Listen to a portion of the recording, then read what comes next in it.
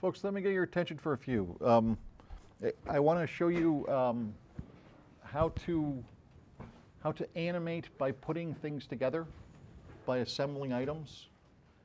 We looked a long time ago at a little bit of animation in terms of just keyframing things. What I want to show you today is how you would start to work towards building characters, and a big part of that is being able to put things together, to be able to connect them in a structure, which we're going to call a parent-child relationship, and then to be able to animate those with a bunch of other tools. What I'm doing here is I'm just trying to do a pair of sunglasses, nothing much more complicated. And it has three parts, as you can see right now. Like that, right? Now, what I want to do is I want to be able to move the sunglasses around and do stuff with them. To do that, I have to be able to group them, and I have to be able to figure out how they're going to move in relation to each other. This is a technique that's called Forward Kinematics. It's one of the earlier character animation techniques. If you think of stuff from like before maybe 1992, you think of a lot of things like spaceships and rockets and tanks and robots. It was done using this technology. And to do any of the other stuff, like smooth figures or animals or things like that, you have to understand this technology, which builds a little bit on what we did last week with lighting. Do you remember when we did the lighting rig and we had a schematic? When I hit a 9 key, we got this. This schematic shows us everything in our scene. And that there was a type of light, if I put it in, and I'll put it in just to show you. Let me ditch this light.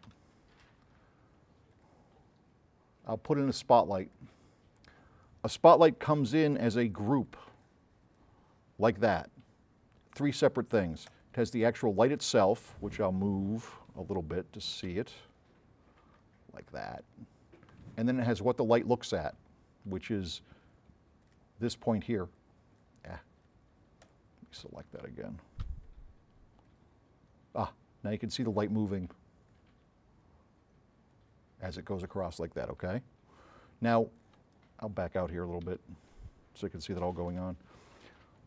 This is a parented structure. I'm going to even reorganize it in here. I can do a view, a vertical layout, like that, and hit my A key. And you'll see that what these lines are showing me is how these things are connected. I want to show you how to do that with objects so you can make more complex things. I have right now three pieces here, which are these glasses, the main part of the glass, and then I have basically what's going to be the left side of it and the right side of it, the right arm, right? So there's a process to this. It's very important you follow the process. On anything I wanted to make, like if I wanted to make like this remote control with the buttons on it, if I wanted to make this lamp with the different parts of it, if I wanted to make this chair, if I wanted to make this mouse and have the parts move, I would have to do it by first assembling the parts and then following this procedure. I want to show you, I have a link here. If we go to our website, which I should be able to get, how can I get this easiest? Probably from here.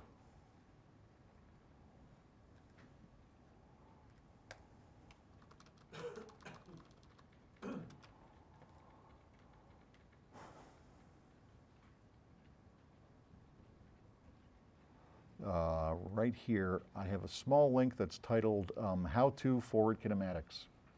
I'm going to click it to show you what's there. These are the steps towards Forward Kinematics. This should show us a few things. One is how it's all spelled. Kine is as in cinema, and actually kine is like kinetic. It actually just means motion. And what this means is just means forward automatic motion. Forward motion automatic, basically like that. These instructions: arrange the objects, position the center points, parent the objects, and animate. I'm going to show you doing that. I'm going to show you that whole process right now so you can see how it works, and then you can try it on something simple. And then if that works, we can try it on something bigger. But let's try, I'll start with something very simple like this. So the first thing is arrange the objects. I'm going to, in my top view here, I'm going to line everything up where I want it to be. I might want to be more symmetrical, but if I'm happy with it, that works. I'll move my light a little bit too, just so that I can see things better. We'll put our light over here maybe. There we go. You know what I'm going to do? I'm going to look through the light quick just because it will help me find that. There we go. Light it up better quickly. Okay, good. Now I want to arrange them. Let me go to a top view here again. Arrange those items here. I know that this thing, which was cube, is going to be the centerpiece. And I could rename it now too. Not a bad time to do it. I'm going to double click it and I'm going to call that, I'm just going to call that glasses. Okay, and then this is going to be the left arm. So I'm going to move it. If I use my M key, I can push this over like that. And this is going to be my right arm.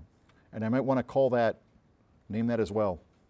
I'll call this left arm.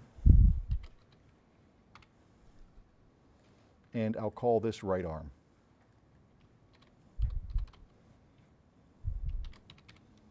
Okay, now if I go back here quick, position center points. This is hugely important. If I have a pair of glasses, I want them to fold at the right point. Now if I take any particular object like this and I rotate it, it's going to rotate from some position, global, local, wherever that may be. I have to decide where that should be. I'm going to start with the glasses, and I'm going to do something that you haven't done before, but has always been there. If I move this thing, I have a point I'm moving it from, and I have a point I'm rotating it from, and so on and so forth. Now I can change that point. This is called the center point of the object.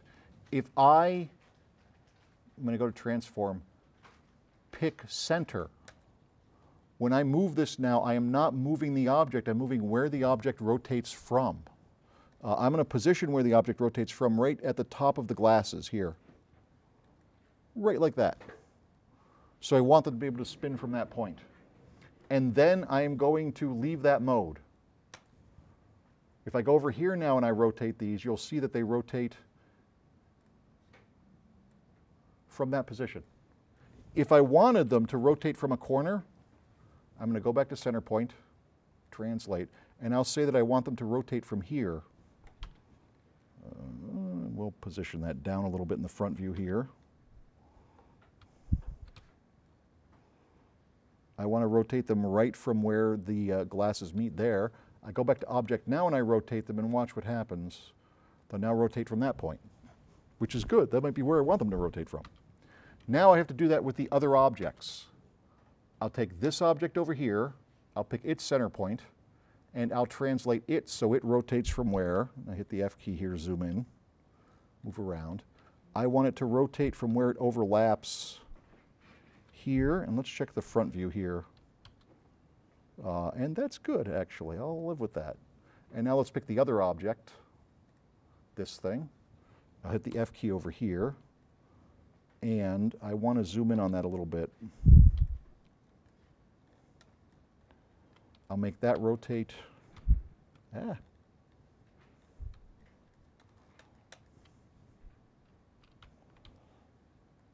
From here, and let's hit the front of this thing. And there, good. Now I leave that mode. I'm back in object mode. Now, if I look at my list, I now parent the objects. This is where I put them together. When people think of grouping, or else sometimes it's layering in other programs, this is where we're going to say these are all one thing and they move in a parent-child relationship. In this case, the body of the glasses are going to be the parent and these are going to be the two children. So I'm going to select both of the children, like that, and then over here I have a button that says parent. When I click it, on the bottom it says left picks a child, middle picks the parent, right terminates the operation. So I'm going to middle mouse click this and a bunch of things will happen. Boom. and then I'm going to right mouse click. Now, by doing that, I made a structure like this. And what that means is that if I now animate this, they all move together nicely. See that? So if I want to animate them, let's say flipping around and then opening up, what I can do is, let's go back to, we'll go back to the 0 point here. Let's close them up first. So if I pick one arm, it should rotate from just where I want it to, which is good. And I'll pick the other arm, and we'll rotate that back like that there, like that, okay? Now, let's animate them flipping in the air and landing on something, okay? So I'll take a polygon mesh grid, just so they have something to land on. And again, if you have questions, you can ask. I'll move it down, just to make my life a little simpler, like this. And I'll push this whole thing back like that. Okay, now hitting the A key in all these windows. I'm also going to lose my grid. Make it easier to see what I'm doing. I'm going to have these things go in the air and land and then open up. So I'm now going to animate by starting at the back of the action. And this is a strange idea, and this is sort of where the notion of forward kinematics comes from, forward automatic motion. If I'm out here in this world and I take something like this and I do that with it, it did two distinct things. It moved like this and it rotated like this. Now out here we have the laws of physics that figure that all out. In there we don't. So we have to fake all of it.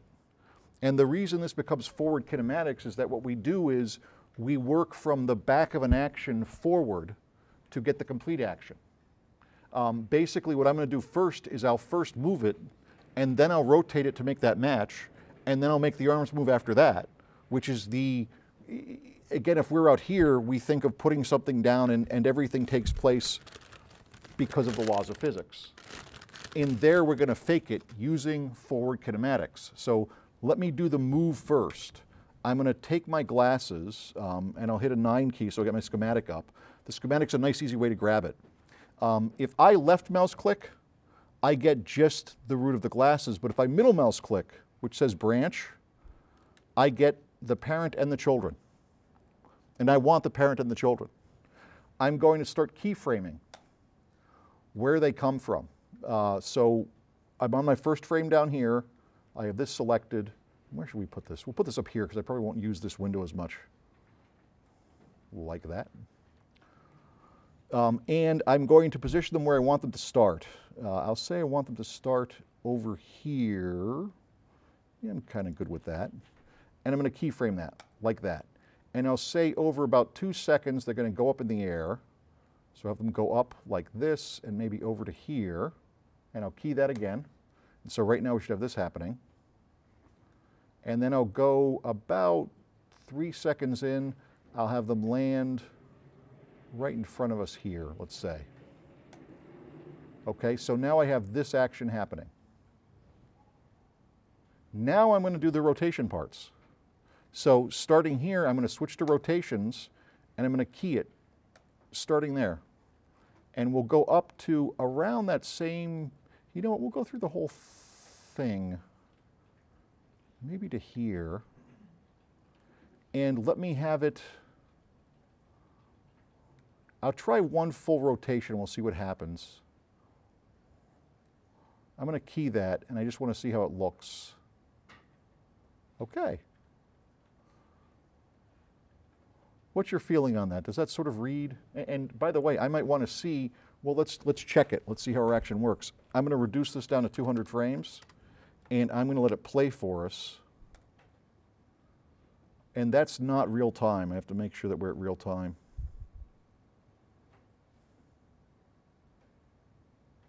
And actually, 200 is still too much. Let's go back to 120. And we'll play that again. That's more like the speed at which this will happen. Maybe I wanted to do more rotations in that time period. Or else maybe I even want to rotate it around a different angle, although maybe I'll just try to get another rotation in there. If I hit a 0 key, I'm going to get the curve editor. The curve editor is going to show me how my keyframes are working against time. I'm going to hit 0. Okay. Now, if you do a lot of animation, you spend a lot of time in this window. What this window is, these are frames, and these are things I've animated. So basically anything I animate over time can be laid out as a two-dimensional curve. Now you'll see the thing that's probably going to be doing the most is going to be the rotation. I'm going to guess it's this one. Yeah, the rotation of my Z. And it will show me the values. It should show me the values. Yeah. Those are degrees. Those should be degrees. I wonder why I'm not seeing my values. Why am I not seeing my values? Huh. They changed this curve editor on me a lot anyway. I'll show you a couple quick tools about it, and I'm certain it's probably something I just don't have on. But one tool I have are these buttons right here. These jump me from keyframe to keyframe. They can be very useful where you're trying to figure out where something happened. So if I go back here and to here, I know I want this to have gone around twice, and we're only at negative, probably around negative 360 there. I'm going to go to this frame, and I'm going to increase that value. See that negative 360? I'm going to make it negative 720. And then I'm going to key it again, which it should have taken. It didn't take that. Maybe I'm not on the right setting. My rotation of my Z. What's our value here? Oh, look at that. Oh, do I? I hate auto key. Auto key can be very scary. Can create all sorts of problems like that. And actually, this is a perfect example. If you get lost, you can also delete all your animation, which I think I'm about to do. Animation, remove animation from all parameters, any animation type. We're clean. So I can start again. I'm going to go back to my translations, and we'll do the move again. Maybe I'll even try a more complex move, but probably not that much more complex. Let me close this and this. I'm going to key that position again starting here. I'll go up to about frame 48, which is about 2 seconds in. And I'll put you here and over here. Key that again. Good. And I'll go up to frame 96 or so, which is about 4 seconds in, and I'll bring it down there. Not that far, like that. Okay. And I'm going to show you the animation editor on that. This is just the movement at first. So this is basically going to be my X, Y, and Z movements. And it's sort of sad it doesn't show me that. Yeah. On the actual keyframe, you think? And if I select the keyframe? Yeah, the value. I wonder if it'll play it. It used to actually play these for me. I'm certain there's some very valid reason why they're not doing that, but I wonder if that has to do with it. But I'm not going to mess with anything in here. This is actually a whole program unto itself. Let me do the rotations. I'm going to go to rotation here. I will key that. And I'll go all the way here, and I know I want to go around twice, which should be 720. You know what, maybe we'll have it land on its side like that. I'm going to key that. And so now this should be 1.5 times. Yeah, that I sort of like. That I can get away with. And then I'm going to have it roll over. Let me give myself some more frames here. I'll go to 240. I'm going to have it roll over slightly this way, and then I'll have the arms open up. Let me go to a side view. That's probably the best view I can look at. I'll hit the F key to frame myself in here now. We keyframed up to here, and right around here I'm going to, no, I should be good. I'll go to about here, and I'll rotate them rolling onto their front like that. We'll say to about there. And let me check it. Yes. Now I'm going to animate the arms moving. I'm going to go back to the beginning, and I'll hit my schematic again. Here's my schematic. I'll take the left arm first, And basically all I have to do on the arm is keyframe the rotation.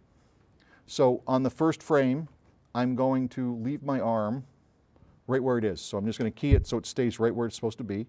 I'm going to have it get all the way over here, and I will keyframe it again when it's here. I'll show you what I mean. Right about here is where I want the action to start, so I'm going to do another keyframe. And what these two keyframes are going to do is leave this so it stays in place until I get here, and then I'll have it over a few frames open up. Like that. So now the action should be, it comes spinning over here, it lands, it turns over, and the first arm opens. Now I'll go back, and I'll do the other arm. My right arm, same thing, I'm going to key it, not doing anything. I'm going to go all the way to where the things land, about there. Actually, I can go a little further. I can go to here, and now I'll go to about there, and I'll key it. What view should I have here? This view here is probably my best view to look at. I'll key it opening up like that. Okay, now let's back it up, and we'll do a little something with the light since we have the light here as well. I'm going to take the spot of interest of the light, and I'll put it on the glasses so it always stays on the glasses. As a matter of fact, something I can do is I can actually parent it. If I position this spot here, so it's sort of dead center on the light, I could then break it off and parent it to the body of that. I'm going to take this and cut it. And now I'm going to take it and I'm going to parent it to this. Now if I right mouse click this, what should happen is the spotlight should always be looking at those glasses. See that? What are your thoughts on that? It is, isn't it? It has its moments. This is Forward Kinematics. Basically anything you want to make that is mechanical in nature, that has multiple parts, you'll be doing with Forward Kinematics. If I wanted to make car doors, I would do it with Forward Kinematics. If I wanted to make a backhoe, which is another example I'd use, I'd do with Forward Kinematics. If I wanted to make this tripod, what would I do? I'd model it all together. I would then take the parts, I would move the center points, I would then parent them Forward Kinematics. If I wanted to do one of these chairs, Forward Kinematics. The best animators I know are Forward Kinematic animators. And in any 3D animation you've ever seen, about 80% of it is all Forward Kinematics. There's another technology we'll look at next week called inverse kinematics that helps with character stuff, but everything around the character has to be done with Forward Kinematics, like doors and windows and, you know something I think about, if you think of the movie Shrek, when they're in like the cart is all Forward Kinematics. They model the wheels, they model the axles, they model you know, the yoke that's going to hold things, and the characters are animated differently, but all the stuff around it, that's all Forward Kinematics. If I wanted to model a product, like a bottle, Forward Kinematics. If I want to do sunglasses, this is Forward Kinematics. And the skill of the animator is their ability to do that convincingly. Like right off the top, I can see it's probably a little bit slow, and I might want it to do another turn when it got down, landed on the surface. But that would all be things I would have to know how to do, or figure out how to do, from the curve editor. Is there any way that you can use the cut button again? Because I kind of missed that one. Which button? The cut button. The cut button. Yeah. Oh, you mean to lose the, to show, yes, okay. That's a good point. To lose the keyframes, yes. You know what I could show you which might be interesting? If I lose, I'm going to select all of it. Let me hit my 9 key. And I'm going to select my whole rig here. And now I'm going to open up that animation editor just so you see it. This is all of the animation on that right now. And if I, there's a way I can, I could make all the curves come out in display normalized. There we go. This is basically everything I've animated, the left arm's rotation, the right arm's rotations, the positions, and everything. Now, I have a whole menu to control my animation right under here. There's lots of different stuff in here. If I wanted to redo just the rotations on the body of the glasses, I could select just that. Select just that. And it will show me, here's my glasses rotations, X, Y, and Z. And I can remove the animation from that. So I'm going to go to remove animation from just the rotations. And hopefully I'm not going to regret this. Let's see what happens. Let's see if it's still moving. It should still be moving. And the arms are still moving, which is good. That means I can now go back in and just do the rotations. So I will now go back and I will set up my rotations again. We'll start on the first frame again, and I'll key it. And I'll get to where they land, which is here. And I had it going around, you know what, I'll do it over 2 axes now. I'll do this one 1.5. We'll do it one more. Like that. And I could actually put a value in there. I can see it's around -900. So put that in there, and I'll have it do a half rotation this way. I'll have to do a full rotation that way. So that's -360. Actually, -358. I like that. Let me lock that in. And now, let's watch what the action is. It's a much more complicated action. Whoa. Now I'll have it do the half rotation forward. And I might need these to jump about from my keyframes. Good. We'll go back there, right to there. And I'm now going to go forward here. I will rotate this forward half a turn like that. And now the rest of the stuff should all stay the same. So that I was able to modify that animation quickly.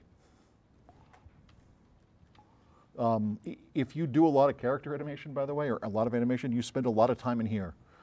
Every animation program has a curve editor. And oftentimes the strength of a program, be it After Effects, be it Maya, be it Nuke, is the power of this curve editor to show you what's going on. You know, there's a thing, folks, like a lot of people are interested in character animation, and that's fine, but we do put it off for a while. And we do it because it's complicated. The technology we're looking at here is technology that was developed by the early 1990s. And they have continued to add technology on top of this every year or so, ever since then. So motion capture, which you're all familiar with, uses this, and then uses about 20 other things on top of that. Something we'll learn next week, inverse kinematics came about 3 years after this. Advanced rigging, all this other stuff. Character animation is basically fixes on top of fixes on top of fixes on top of fixes on top of fixes, and it gets more and more complicated. Something I like to show people in relation to this is the reason you have to understand this process even very simply is that if I'm looking at our rig here, which is pretty simple, and I can't understand it, I'm never going to be able to understand one of the character rigs. Let's go to, this is actually the one we use in 3D2. And you'll see it's a pretty complete looking thing. I should say, I don't want to say person, but rig. But this is the schematic of it. That. So, if you ever want to use this, which has all sorts of great things about it, so you'll do stuff like that, you've got to understand this. Because if you don't understand this, you're never going to understand this, right? You've got to get used to using that schematic. You've got to get used to using the curve editor. You have to figure out this process, which, again, is so important. I put a link to it on our webpage. You want to make anything move, that's what you do. You arrange the objects, you position the center points, you parent them, and you animate. Okay? Give this a shot, folks. See how it goes. Try it with something simple. Try it with something with 2 parts. Try to do a simple hand. Try to do a leg, something like that. Try to do glasses if you want, and see how it goes.